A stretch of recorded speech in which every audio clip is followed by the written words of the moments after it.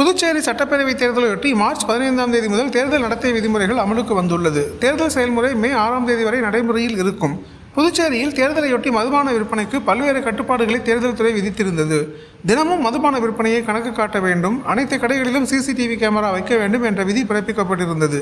வாக்குப்பதிவு ஏப்ரல் 9ஆம் தேதி நடைபெறுவதையொட்டி இன்று முதல் 3 நாட்களுக்கு மதுபான விற்பனைக்கு தடை விதிக்கப்பட்டுள்ளது. நேற்று இரவோடு விற்பனை நிறைவு பெற்றதால் உள்ளூர் மக்களும் சுற்றுலா பயணிகளும் அதிக அளவில் மதுபான கடைகளில் கூடி மதுபாட்டில்களை வாங்கிச் சென்றனர். நேற்று இரவு 10 மணிக்கு அனைத்து மதுபான கடைகளுக்கும் கலால்துறையினர் சீல் வைத்துள்ளனர். முன்னதாக மதுபான கிடங்குகளுக்கு நேற்று மாலை 5 மணிக்கு சீல் வைக்கப்பட்டுள்ளது.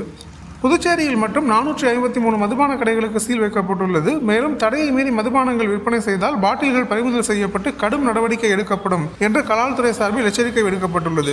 இதுகுறித்து தெரிவித்த தாசில்தார் ராஜேஷ் கண்ணா, புதுச்சேரியில் 19 எல்லைகளில் செக்போஸ்ட் அமைக்கப்பட்டு 24 மணி நேரமும் மதுபான நடமாட்டம் கண்காணிக்கப்படும். இது மட்டுமல்லாது கலால்துறையில் வைக்கப்பட்டுள்ள கட்டுப்பாட்டறையில் மதுபான கடைகள், கிடங்குகள் மற்றும் 19 எல்லைகள் 24 மணி நேரமும் கேமராக்கள் மூலம் கண்காணிக்கப்படும் எனவும் தெரிவித்தார்.